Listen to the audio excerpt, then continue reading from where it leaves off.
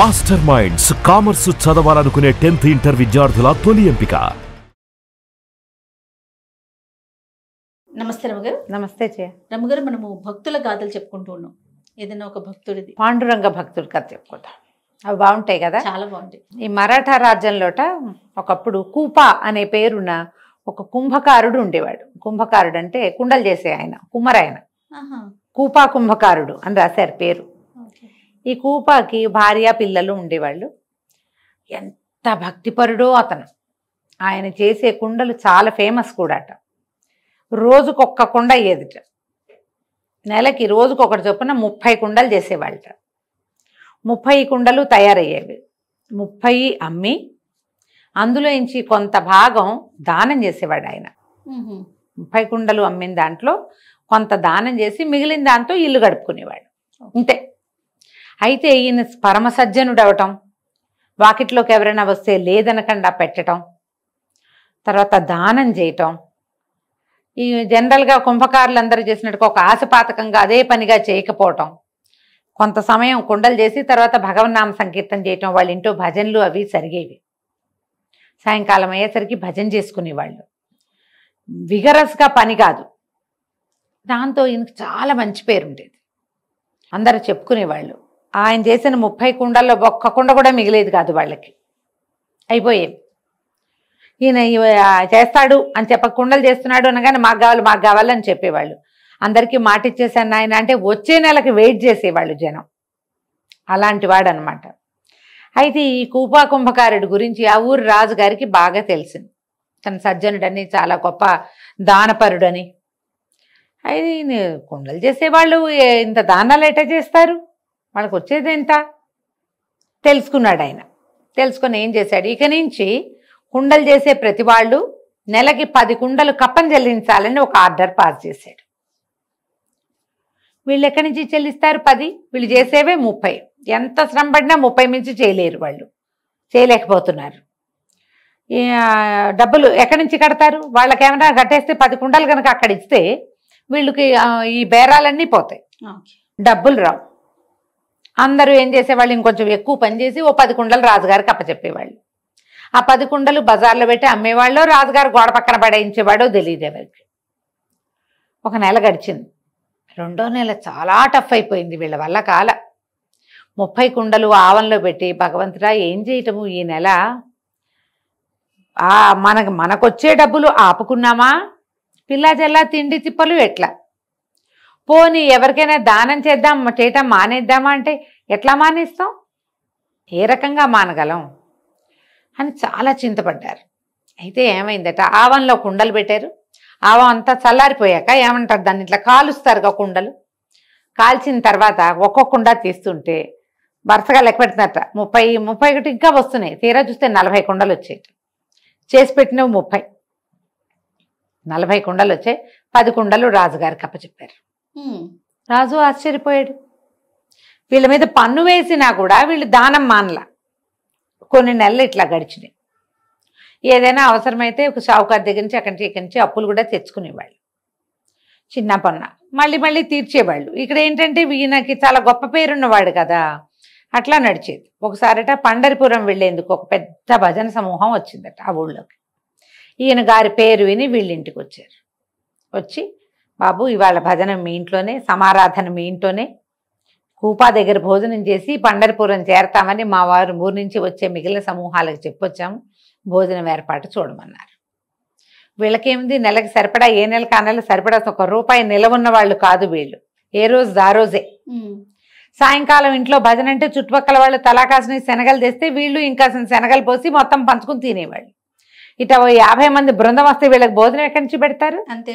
సరే ఈయన ఏం చేశాడు, ఆ ఊరు షావుకారు దగ్గరికి వెళ్ళి, బాబు కాస్త సొమ్ము కావాలండి, ఇంట్లో సమారాధన ఉంది అనేసరికల్లా ఆయన అన్నాడు, కూపా మొన్నటి తీసుకెళ్ళిందే నువ్వు ఇంకా చెల్లు పెట్టలేదు, కొంచెం చెల్లు పెడుతున్నావు, ఇప్పుడు ఇంత పెద్ద బాకీ పెడితే ఎట్లా చెల్లు పెడతావు అంటే, బాబు ఎట్లా కొట్లా పెడతానండి, ఇంతమంది భోజనానికి వచ్చినప్పుడు, సమారాధనకు వచ్చినప్పుడు కాదని ఎట్లా అంటాను, ఇంకో నెల అదనంగా పడుతుందంటే ఆయన ఏమన్నాడు, నువ్వు అదనంగా పెట్టద్దు, నాకు ఒక బావి తవ్వాలి, బావి తవ్వే పని చేసి పెట్టు, రేపటి నుంచి నువ్వు బావి తవ్వుతానంటే కనుక ఇవాళ నీకు డబ్బు ఇస్తానన్నాడు. సరేనని బావి తవ్వటానికి ఒప్పుకున్నాడు. ఒప్పుకొని డబ్బులు తెచ్చుకున్నాడు. డబ్బులు తీసుకొచ్చాడు. సాయంకాలం మొత్తం సరుకులు, పిండి, నెయ్యి అవి ఇవి పట్టుకొచ్చి బోళ్ళంతా వంట చేసి బ్రహ్మాండంగా భజన చేసి ఆ వచ్చిన 50 మంది భక్త బృందంతో పాటు చుట్టుపక్కల 10 ఏళ్ల వాళ్ళకి అందరికీ కలిపి చక్కగా సమారాధన చేసుకుని సంతోషించాడు. మర్నాడు పొద్దున ఏం చేశాడు, ఒకళ్ళిద్దరు తనకి సహాయం చేసేవాళ్ళు ఉన్నారు, వీళ్ళని తీసుకుని బావి తవ్వడానికి వెళ్ళాడు. బావి తవ్వటం మొదలుపెట్టారు. ఇప్పుడు బావి తవ్వాలి, కుండలు చెయ్యాలి. కుండలు చేస్తే 10 కుండలు ఎక్స్ట్రా వస్తేనే రాజుకి ఇవ్వగలుగుతారు. కుండలు చేస్తేనే దానం, కుండలు చేస్తేనే తిండి. బావి తవ్వకపోతే అప్పు తీరదు. కుండలు బావి 2 కష్టమే. ఆయన కూడా తెలుసు, షావుకారుకు కూడా. ఆ పని మానేసైనా ఇది చేయించాలని ఇరికించాడనమాట. అయితే 2వ రోజు 3వ రోజు భార్య కూడా వచ్చింది. మామూలుగా ఆ రోజుల్లో 9 నుంచి 11 రోజులు తవ్వేవాళ్ళట బావి పని అంటే. 3వ రోజు సాయంత్రానికి 2 నిలువులు తవ్వేసరికి బ్రహ్మాండంగా పడిందట జల. ఎట్లాంటి నీళ్ళు వచ్చాయంటే అసలు అంతలో 5 నిలువులైనా తవ్వితే కానీ నీళ్ళు వచ్చేవి కాదట. ఓ బ్రహ్మాండంగా పడింది. ఇట్లా పైకి ఇట్లా కొబ్బరి నీళ్ళల్లే ఉన్నాయి, ఆ పైకి ఎగిసిపోతున్నాయి నీళ్ళు. జనం అంతా చేరారు. రాజుగారు కూడా విన్నారు. అబ్బా, అంత పెద్దది వచ్చిందా, అంత అన్ని నీళ్ళ, అంత తొందరగా ఎట్టా వచ్చింది 2 నిలువలకే అంటే. మంత్రి వాళ్ళు ఏమన్నారంటే కూపా తవ్వితే అట్టాగే వస్తుందండి, అతను చెయ్యి అట్లాంటిది మాట్లాడుకున్నారు. ఆయన అనుకున్నాడు, ఏం చేసినా వీడి ప్రభ తగ్గించలేకపోతున్నామే. జనం అంతా చేరారు. షావుకారు వాళ్ళు అంతా వచ్చారు. వచ్చేసరికి అలా ఏమైంది, కొంచెం అంచుకి జరిగి నిలబడ్డాడు. వీళ్ళంతా చూస్తూ ఉండగానే ఆ అంచు ఒక్కసారి కూలిపోయి ఈ కూపా లోపలికి పడిపోయాడు. ఆ తవ్వినాయన కుంభకారుడు పడిపోయాడు. ఎట్లా తీయాలో తెలియలే. ఓ పక్కనేమో నా బావిలోకి నీరు చేరుకుంటున్నాయి. ఈ అంచు బావి తాలూకు దీని పక్కనున్న ఒక లోతులోకి దిగెళ్ళిపోయింది. కేకలు పెట్టారు. ఈ కూపా భార్య ఇంకేముంది, అయ్యో అయ్యో నా భర్త పని అయిపోయాడని పిల్లలు, నాయన జాగ్రత్తగా ఉండండి, నాన్నతో పాటే నేను వెళ్ళిపోతున్నాను. ఆవిడ కూడా దూకైపోయింది అందులోకి. భర్త వెళ్ళిపోయాడు. నువ్వు అగాధంలో పడిపోతే ఎట్లా తీస్తారు, అప్పుడేం మెషినరీవా పాడా ఏవీ లేదు మరి. అయితే అక్కడి నుంచి ఒక అశరీరవాణి వినపడిందట.